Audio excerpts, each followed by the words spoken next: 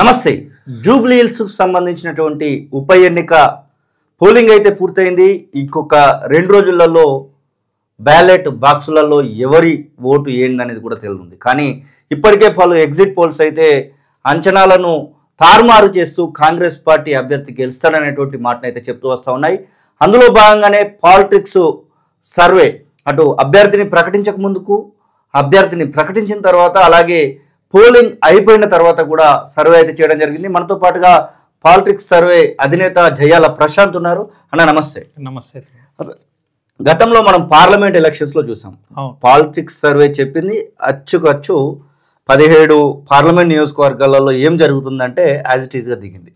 ఇప్పుడు మీరు గతంలో అట్లా చెప్తే బై ఎలక్షన్స్ సంబంధించి కూడా పలుమార్లు చెప్పడం జరిగింది. ఈ ముఖ్యంగా జూబ్లీ హిల్స్కు సంబంధించి మీరు ఏ విషయాలను పరిగణలోకి తీసుకోవడం జరిగింది ప్రీపోల్ సర్వే చేసే సమయంలో? అవును.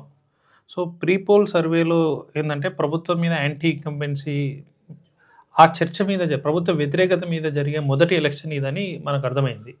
సో దాని తర్వాత పార్లమెంట్ ఎలక్షన్స్ వచ్చిన, పార్లమెంట్ ఎలక్షన్స్తో పాటు 2 బై ఎలక్షన్స్ వచ్చినాయి.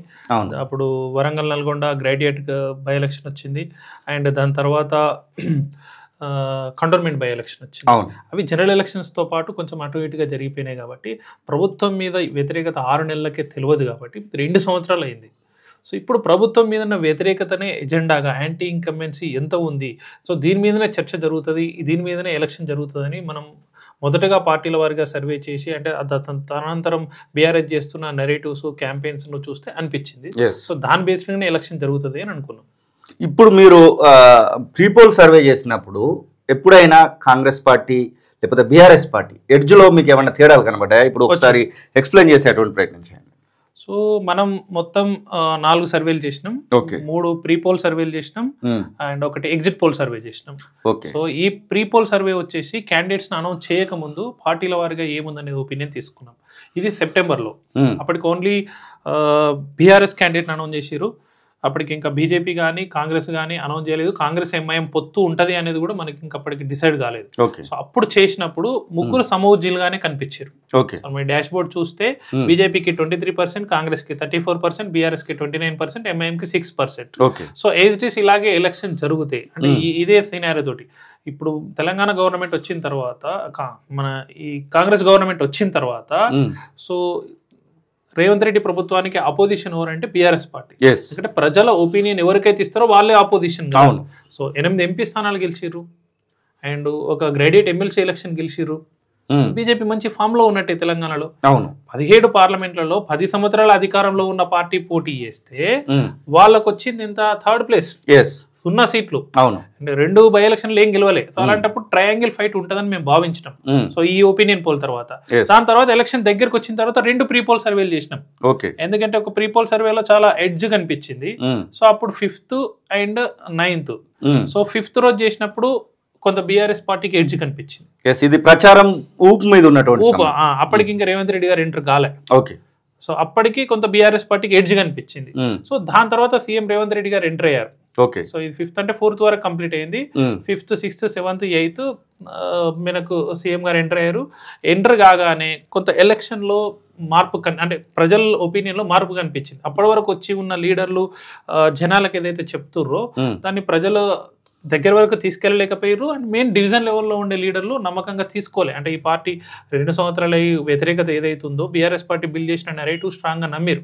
సో సీఎం గారు వచ్చిన తర్వాత మైనారిటీ క్యాండిడేట్ను క్యాబినెట్గా అనౌన్స్ చేసిరు. అనౌన్స్ చేసి ఆయన కొన్ని నిర్దిష్టమైన హామీలు ఇచ్చిండు. చాలా చర్చలు జరిగింది. ఇప్పుడు కంటోన్మెంట్ డెవలప్మెంట్ మీద చర్చ జరిగింది. కేటీఆర్ ఛాలెంజ్ విసిరిండు. చెప్పిండు రేవంత్ రెడ్డి గారు, రెడీ ఉన్నాడా మా గణేష్, అక్కడ మేము ఓపెన్ చేసినాం, నువ్వు ఏం చర్చ చేస్తావో తెలుసుకో, పిలిచి పారిపోవుడు కాదు అని చెప్పి. అండ్ ఉండేది బీజేపీ బీఆర్ఎస్. ఇప్పుడు మనం ఈ సర్వేలో కూడా చూస్తే సెప్టెంబర్లో 23% వచ్చిన బీజేపీది ఇక్కడికి వచ్చేసరికి తగ్గుకుంటూ వచ్చేసింది. బీజేపీ ఓట్ బ్యాంక్ అనేది బీఆర్ఎస్ కి వెళ్తుంది. సో అప్పుడు నేను చెప్పిండు, బీజేపీ బీఆర్ఎస్ అండర్స్టాండింగ్ లో ఈ ఎలక్షన్ చేస్తున్నారు. సో ఇక్కడ కాళేశ్వరం ఇష్యూలో సిబిఐకి అప్పయ్యప్పని కిషన్ రెడ్డి అడుగుతూ మేము అప్పయ్యప్పినాం. కేసు గంటలు వేస్తా అన్నాడు, ఇంకా చేయలే. అండ్ ఈ కార్ రేస్ లో కేటీఆర్ అరెస్ట్ చేయడానికి అన్ని సిద్ధం చేసిన, గవర్నర్ పంపించిన చేయలే. అండ్ డెవలప్మెంట్ కు సంబంధించి కూడా తెలంగాణకు మొండి చేయి చూపెడుతున్నారు, మెట్రో ఇవ్వట్లేదు, ఇంకా చాలా ప్రాజెక్టులకు నిధులు ఇవ్వట్లేదు. సో ఇవన్నీ ప్రజల ముందు పెట్టిండు.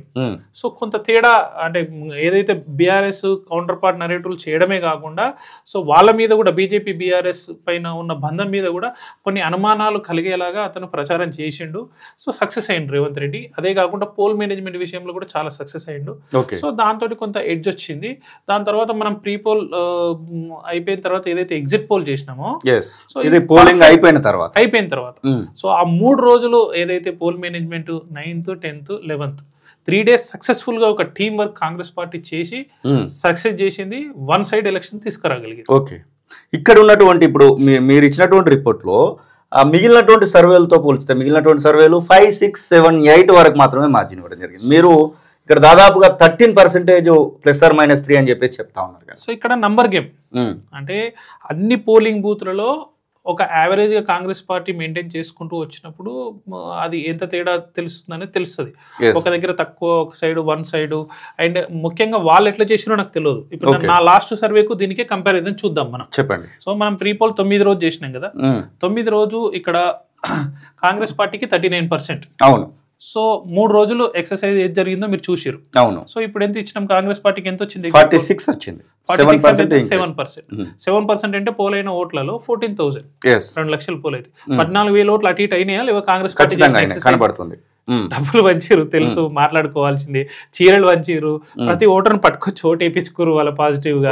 సో అన్ని ఎమ్మెల్యేలు నుండి మానిటర్ చేసిరు, మంత్రుల నుండి 14,000 వాళ్ళ ఫేవర్ గా చేసుకుంటారా లేదా? ఖచ్చితంగా చేసుకున్నారు. జరిగిందా? సో అంతకుముందు జరిగిన మన ప్రీపోల్లో బీఆర్ఎస్ కి ఎంత ఇచ్చినాం? 36 ఇచ్చారు. 36 ఇచ్చినాం. సో వీళ్ళు చేసిన ఎక్సర్సైజ్ వల్ల 33, ఒక 3% డ్యామేజ్ జరగలేదా? 3% అంటే 6,000 ఓట్లు. 6,000 ఓట్లు బీఆర్ఎస్ పార్టీ వీళ్ళు గుంజుకురా లేదా? అయిపోయింది, కనబడుతుంది. అది కూడా అంతే సింపుల్. నెక్స్ట్ బీజేపీది కూడా సేమ్ పొజిషన్. మనం ఒక వరుసగా మన దాన్ని ఎట్లా చేస్తున్నామో ఇది మనం దాన్ని ఆ ప్రజల ఒపీనియన్ బట్టే వచ్చింది. ఓకే. సో గ్యాప్ అనేది 2-3% అంటే 6,000, 10,000తో గెలుస్తుందని చెప్తారు. నేనేం చెప్తున్నా అట్లా కాదు. ఈజీగా 15,000 + 20,000, 20,000 కూడా ఉంటుంది. మనం ఎండింగ్ వరకు పోలింగ్ సరళిని కనుక గమనిస్తే, ఎన్నికలు జరిగిన రోజు ఆ పోలింగ్ సరళిని గమనిస్తే మీరు ఫీల్డ్ లో ఉన్నారు, ఇంకా మీకు బాగా తెలుసు. అవును, వన్ సైడ్ గా జరిగింది ఎలక్షన్. ఏ ఒక్క డివిజన్ లో కూడా బీఆర్ఎస్ పార్టీకి ఫేవర్ గా జరగలేదు. మేము అనుకున్నాము మొదటి నుంచి చూసినప్పుడు బీఆర్ఎస్ పార్టీకి ఫేవర్ వచ్చినప్పుడు అసలు బూత్ కమిటీలు లేవు, కాంగ్రెస్ పార్టీకి ఏం ఎలక్షన్ చేస్తారని అనుకున్నాం. కానీ బూత్లలో మేము మా ఏజెంట్స్ తోటి ఇన్ఫర్మేషన్ తెప్పించుకుంటే బీఆర్ఎస్ పార్టీకి బూత్ ఏజెంట్లు లేరు. కొన్ని ప్రాంతాలలో షేక్పేట, బోరబండ లాంటి ప్రాంతాలలో బీఆర్ఎస్ పార్టీకి బూత్ ఏజెంట్లు లేరు. సో ఒక 3 రోజులలో రివర్స్ చేయగలిగారు. లీడర్షిప్ మేనేజ్మెంట్ కానీ ఆ బూత్ మేనేజ్మెంట్ లో వీళ్ళు ఓటర్లను ఆకట్టుకోవడం కానీ, ఎక్కడ వాళ్ళు స్ట్రాంగ్ ఉన్నారో అక్కడ ఎక్కువ ఓటింగ్ జరిగి ఇలాగా చూసుకోవడం, తక్కువ ఉన్న దగ్గర కంట్రోల్ చేయడం. So weak booths, strong booths ఇదంతా వర్కౌట్ చేశారు స్టాటిస్టికల్ గా. And original Congress party team work అనేది ఇక్కడ కనిపించింది. రేవంత్ రెడ్డి గారు మంచి కెప్టెన్ ఆడిరు. Naveen Yadav family man of the match. వాళ్ళకున్న సింపతి కానీ, అంటే వాళ్ళు చాలాసార్లు పోటీ చేసిర్రు, ఓడిపోయారు, అక్కడనే ఉండి సర్వీస్ ఇస్తారు. ఈసారి వాళ్ళకి ఒక అవకాశం ఇద్దాము అంటే మాకు ఒక అవకాశం ఇవ్వండి అని వాళ్ళు అడిగిన విధానము. సో ఓవరాల్ ఒక టీం వర్క్ గా వాళ్ళకి ఇంత మంచి మెజారిటీ వచ్చింది. కానీ బీఆర్ఎస్ పార్టీ ఏం చెప్తుందంటే ఇవన్నీ ఫేక్, ఇవన్నీ బోగస్, కనీసము 1000 ఓట్లతోనైనా మేము బయటపడతాం అనేటువంటి ఆశాభావంతో సోషల్ మీడియాలో ప్రచారం చేస్తా ఉన్నారు. ఎల్లుండి ఎట్లాగో రిజల్ట్స్ అయితే బయటపడతాయి, కానీ మీరు అందరూ బోగస్ సర్వేలు బయటికి ప్రచారం చేస్తున్నారు అనేటువంటి మాట వస్తుంది. నేను ఎస్టాబ్లిష్ చేస్తాను. ఇప్పుడు 9వ తారీఖు రోజు మనం ఇచ్చిన సర్వే ఎంత 3% ఎడ్జ్ ఇచ్చినాం. అవును. మిగిలిన ఆల్మోస్ట్ అన్ని ఎగ్జిట్ పోల్స్ లో కూడా అన్ని సంస్థలు కూడా గంతే 3-4% చూపెట్టింది. ఇదే చెప్పొచ్చు. ఎలక్షన్ అయిపోయింది కదా, మేము ఇచ్చే సర్వే వల్ల ఇంకా ఓట్లు అటు ఇటు మారడం కదా లేదు. సో ఇప్పుడు ఇచ్చే సర్వేను రిజల్ట్ తోటి కంపేర్ చేస్తే మాకు క్రెడిబిలిటీకి సంబంధించిన అంశం ఖచ్చితంగా. సో మాకు ఒరిజినల్ గా గ్రౌండ్ నుంచి ఆ ఫీడ్బ్యాక్ వచ్చింది కాబట్టి మేము చూపించినాం. అదే బీఆర్ఎస్ పార్టీ 17% గ్యాప్ ఉందని సమ్ ఎక్స్ అనే సంస్థతోటి ఫుల్ మీడియాలో పబ్లిసిటీ చేసుకొని వాళ్ళు చూపెట్టారు. మరి వాళ్ళు ఎగ్జిట్ పోల్ ఇవ్వలేదే, ఇలాంటి ఎగ్జిట్ పోల్ అని ఇవ్వాలి కదా. అంటే మీరు మరి 5th రోజు మాత్రము ఎడ్జ్ ఫర్ బీఆర్ఎస్ ఉంది, అదే చెప్తున్నారు. ఆ రోజు మేము చేసినప్పుడు ఉంది. దాని తర్వాత కాంగ్రెస్ పార్టీకి ఎడ్జ్ వచ్చింది. ఎగ్జిట్ పోల్ తర్వాత మంచి మెజారిటీ కనిపిస్తుంది. ఓకే, అంటే మంచి కంఫర్టబుల్ ఓట్లతోటి గెలుస్తారు. మీ అవగాహన మేరకు, అంటే మీరు అబ్జర్వ్ చేసినటువంటి దాని ప్రకారం బీఆర్ఎస్ లో ఉన్నటువంటి లోపాలను ఏం అబ్జర్వ్ చేస్తారు ప్రధానంగా? నిన్న వాళ్ళు రిగ్గింగ్ జరిగింది అనేటువంటి మాటలు, వాటి మీద ఒక యాజ్ ఏ సర్వే సంస్థగా మీరేం చెప్పదలుచుకున్నారు? రిగ్గింగ్ అనేది పాత సినిమాలలో, అవును, ఇప్పుడంతా సీసీ కెమెరాలు వచ్చినాయి, ఈవీఎంలు వచ్చినాయి, బూత్ ఏజెంట్లు, నీ బూత్ ఏజెంట్లు లేకపోతుంటారు, డ్రోన్ కెమెరాలు అన్ని పెడుతున్నారు, అక్కడ ఆఫీసర్లు ఉన్నారు, సీసీ కెమెరాలు రికార్డ్ అయితే ఇక్కడ జరిగింది నువ్వు చెయ్యి, సీసీ కెమెరా తీపి బయట పెట్టు. అవును. అండ్ ముఖ్యంగా ఈ అంశం మీద కొట్లాడుతుంది రాహుల్ గాంధీ. నేషనల్ వైడ్గా ఆయన ఒక నెరేటివ్ బిల్డ్ చేసి మీడియా, నేషనల్ మీడియా కాదు ఇంటర్నేషనల్ మీడియాని కూడా అటెన్షన్ తీసుకెళ్తున్న హైడ్రోజన్ బాంబ్ అని ఎంత పెద్ద ఒక ట్రక్ తీసుకొచ్చి పేపర్లు పెట్టి చూపెట్టి, నువ్వు చూపెట్టు, ప్రజలు నమ్ముతారు కదా. అవును. సో ఊరికనే రిగ్గింగ్ అని ఓడిపోతున్నారు అని తెలియగానే రోడ్ల మీదకి వచ్చి గాయ చేసి ఇన్ని రోజులు మాట్లాడిన కేటీఆర్ నేను ఎందుకు ప్రెస్ మీట్ పెట్టలే, ఇప్పటి వరకు లేదు. నేను దాసోశ్రవంతో పెట్టించిండు. ఇంతవరకు ఆమె ఎలక్షన్ జరిగి ఇన్ని రోజులు అవుతుంది, ఆమె జూబ్లీహిల్స్ ఏం చేస్తుందో చెప్పలే క్యాండిడేట్. అన్ని కేటీఆర్ తన ఎలక్షన్ లాగా మాట్లాడి అన్ని తానే చేసిండు. నిన్న మాత్రం ఆమె రోడ్ మీదకి వచ్చేసింది మాట్లాడుతుంది. అవును, ఓడిపోతుంది కాబట్టి ఆమెను బాధ్యతని చేస్తారు. గెలిస్తే కేటీఆర్ మాట్లాడేటోడు కేటీఆర్ గ్రౌండ్ లో అంటే ఖచ్చితంగా వాళ్ళు ఇండికేషన్ ఉంది అనేది చెప్పబోతున్నారా? 100% ఓడిపోతున్నామని వాళ్ళకు కూడా తెలుసు. ఒకవేళ ఇది తారుమారు అయితే ఇదే తొలి వెలుగు వేదికగా జయాల ప్రశాంత్ పాలిటిక్స్ చైర్మన్ క్షమాపణ చెప్తారా బీఆర్ఎస్కి? అంటే ఇప్పుడు నేను ఒక రాజకీయ నాయకుడిని కాదు, బీఆర్ఎస్ పార్టీకి క్షమాపణ చెప్పాను అంటే మీరు తప్పుడుగా ఇచ్చారనేటువంటి మాటలు కూడా వస్తాయేమో కదా. అంటే ఇప్పుడు మేము తప్పుడు ఇచ్చినంత మాత్రాన ఎలక్షన్ కింద మీరు జరగదు, బ్యాలెట్ లో ఉంది వాళ్ళ భవితవ్యం. నేను ఇక్కడ ఏం చెప్పినా కానీ అదైతే మారదు. నా క్రెడిబిలిటీకి సంబంధించింది, నేను ఏది వచ్చిందో అదే ఇస్తున్నా.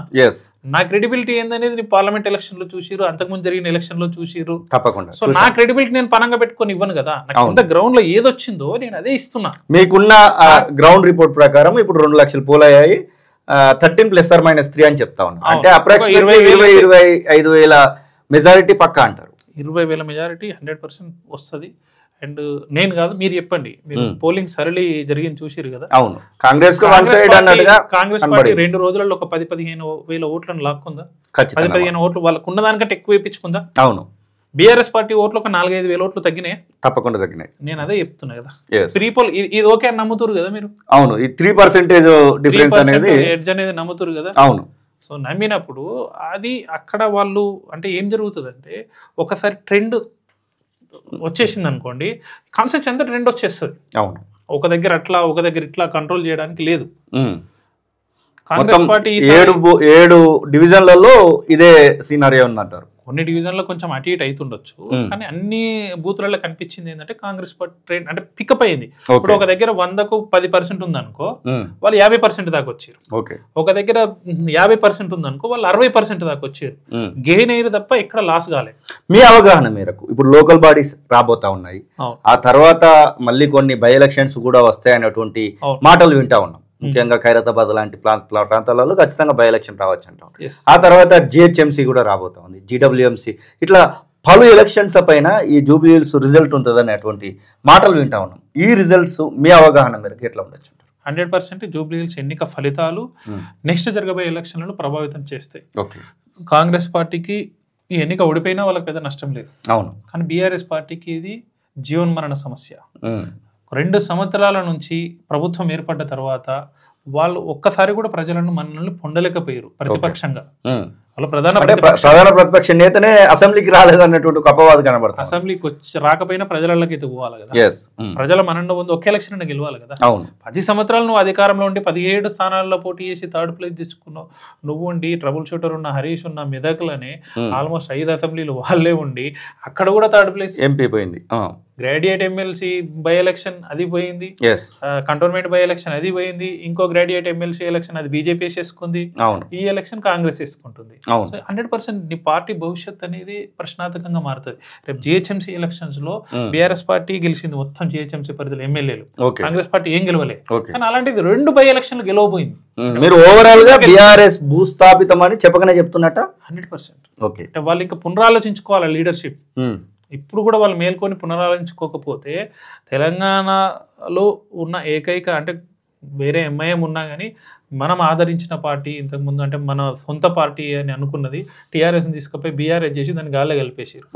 లోకల్ పార్టీ ఒకటి ఉండాలని మనం కూడా కోరుకుంటున్నాం కాబట్టి లీడర్షిప్ ఒకసారి పునరాలోచించుకోవాలా. పునరాలోచించుకొని ప్రజలు ఏమి కోరుకుంటారో ప్రజల దగ్గరికి వెళ్ళి వాళ్ళ కష్ట సుఖాలు తెలుసుకొని వాళ్ళ వైపు నిలబడే ప్రయత్నం చేయాలి. ఎంతసేపు కార్పొరేట్ టైప్ పాలిటిక్స్ హంగామా ఈ టైప్ చేస్తే ప్రజలు ఇంకా యాక్సెప్ట్ చేయరు. ఓకే, థ్యాంక్ యూ అన్న. ఇది జయాల ప్రశాంత్ పాలిటిక్స్ చైర్మన్ చెప్తున్న మాటలు. మొత్తం మీద జూబ్లీ హిల్స్ అనేది కాంగ్రెస్ పార్టీ అడ్డాగా మారబోతుంది అనేటువంటి మాటనైతే వారు చెప్పకనే చెప్తా ఉన్నారు. దాదాపు 20,000 నుంచి వెళ్ళి 25,000 మధ్యలో మెజారిటీతో నవీన్ యాదవ్ గెలుస్తారనేటువంటి ముందస్తు సూచనలు అయితే వారు చేస్తున్నటువంటి ఆ సర్వేలను బట్టి అయితే తెలుస్తూ ఉన్నాయి.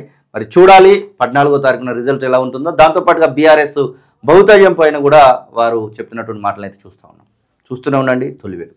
అసలైన తొలి వెలుగు. ఫాలో వాట్సాప్ @తొలి వెలుగు official.